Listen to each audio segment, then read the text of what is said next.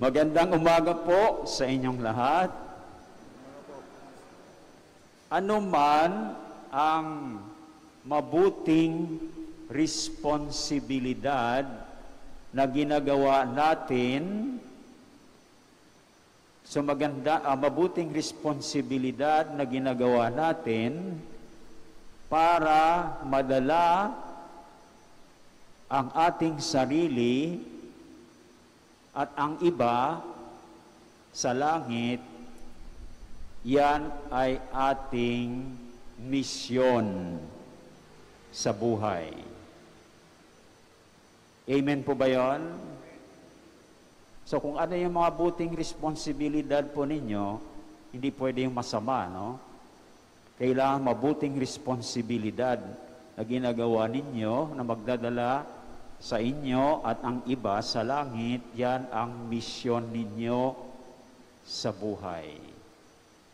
Halimbawa, ang responsibilidad na maging asawa, mabuti ba ito o hindi? Mabuti. So yan ay isang misyon.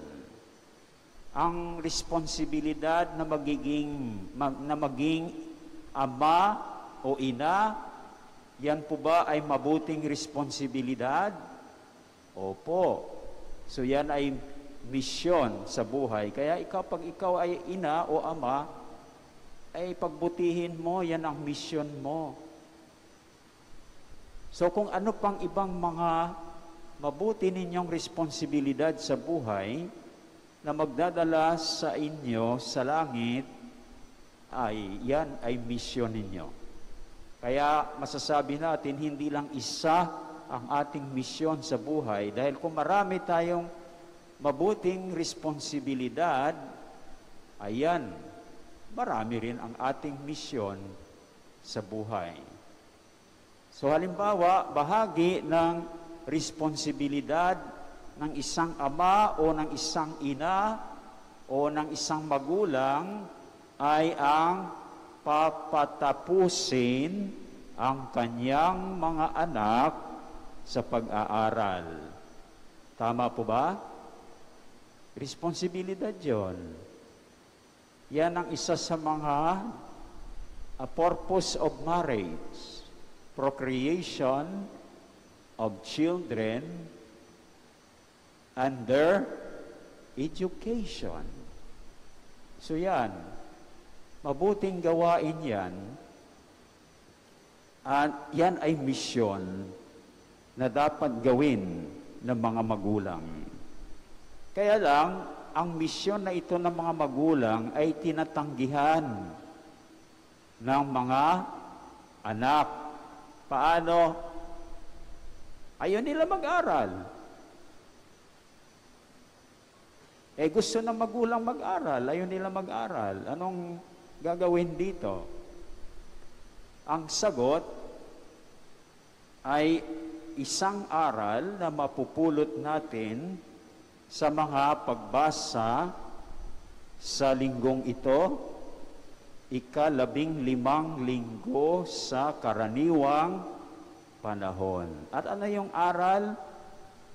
Kung isagawa natin ang ating misyon, kahit na tayo ay tinatanggihan, tayo ay magdadala ng maraming pagpapala.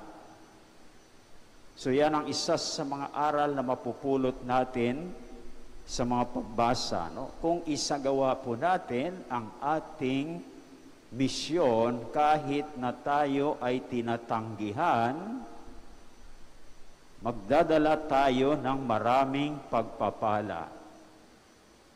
Kaya kung ikaw ay ama o ina na gusto mong sa katuparan ang tungkulin mo o misyon mo na patatapusin ang iyong anak sa kanyang pag-aaral at tinanggihan ka, o anong gagawin mo na ngayon? Isagawa mo lang. Patuloy mo siyang himuking mag-aral. Dahil kapag nakapag-aral siya na kumbinsi mo, ay malaking pagpapala yun na mangyayari afterwards. Hindi po ba? magkakaroon ng magandang kinabukasan ang iyong mga anak. Tama po ba ako?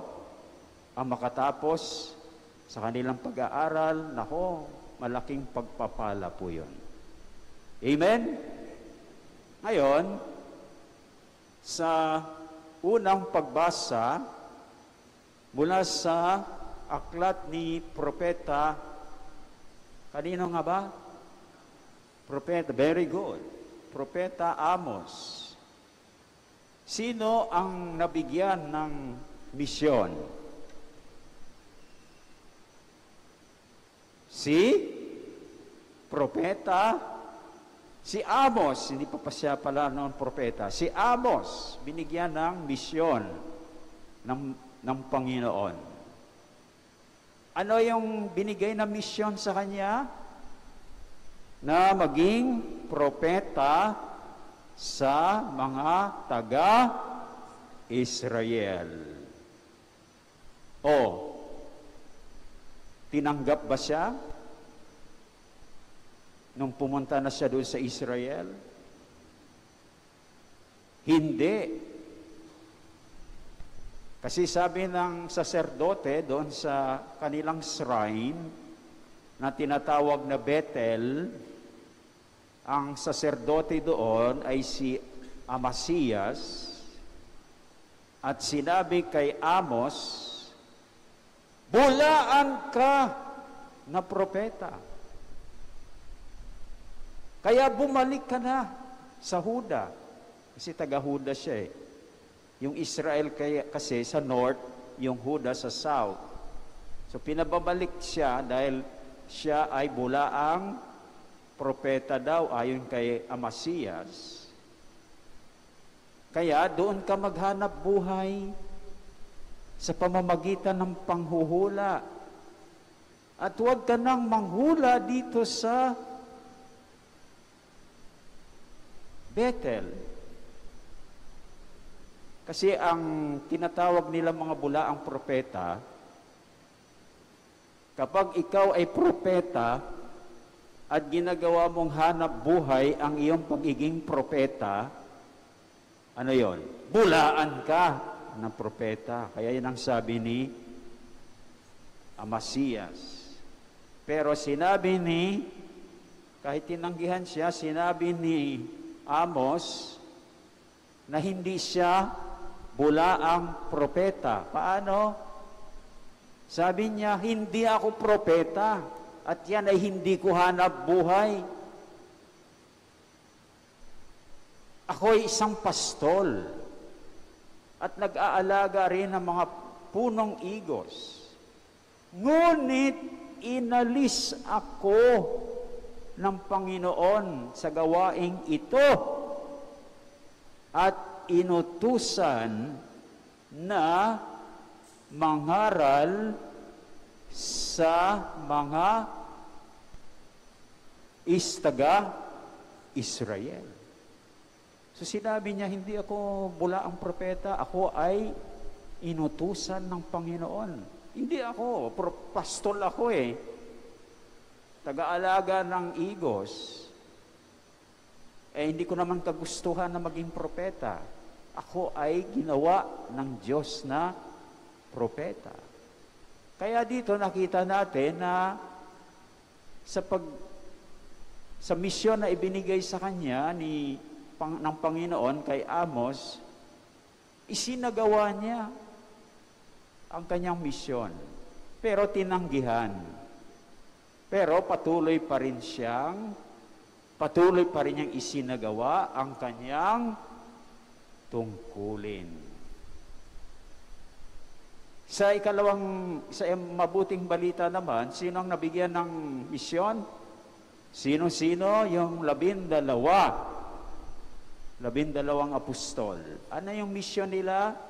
Na mangangaral sila sa mga tao para pagsisihan at talikdan ang kanilang mga kasalanan.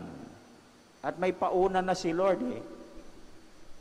Kasi alam niya na tatanggihan din sila. Kaya pauna ng sinabi ni Lord, kung kayo ay hindi may tatanggi at hindi tatanggap sa inyo, anong gagawin daw nila?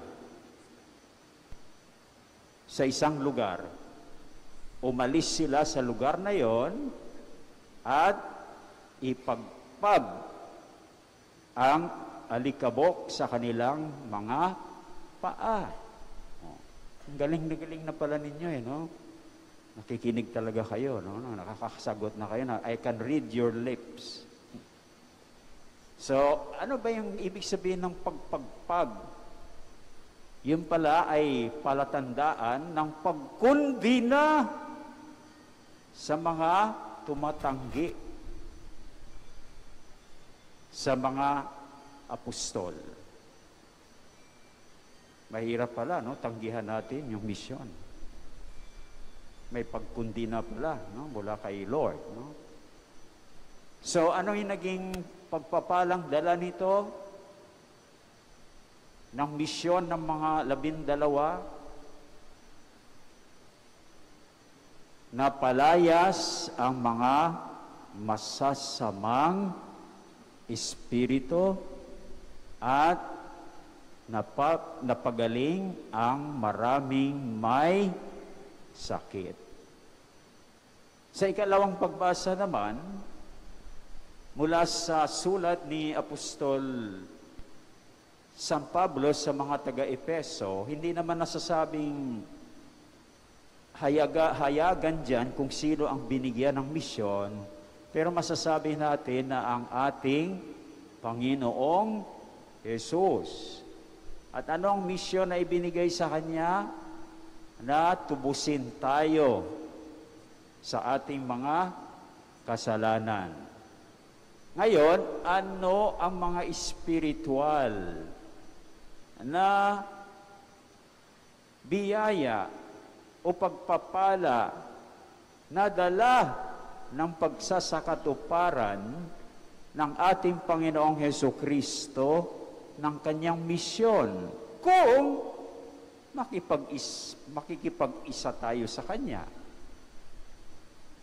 So may 4 na pagpapala, subalit babanggit lamang ako ng 2. Ano yung una? Ang pagtatalaga sa atin upang magiging mga anak ng Diyos sa pamamagitan ni Hesukristo. Tingnan ninyo ang misyon ni Lord. Yan ang dalang pagpapala. Kung kayo'y mga anak ng Diyos ngayon, yun ay dahil sa misyon ng ating Panginoong Hesukristo. At ang ikalawa, tayo ay natubos sa ating mga kasalanan. At sa gayoy, ibig sabihin, kung natubos tayo sa ating mga kasalanan, ay tayo tinubos ni Kristo, yun ay nangangahulugan na tayo ay pinatawad sa ating mga kasalanan. So yan mga kapatid, no? Yan ang, kapag may misyon tayo, isagawa natin ang ating misyon kahit na tayo ay tinatanggihan at tayo ay magdadala ng maraming pagpapala, hindi lamang sa ating sarili, kundi sa iba.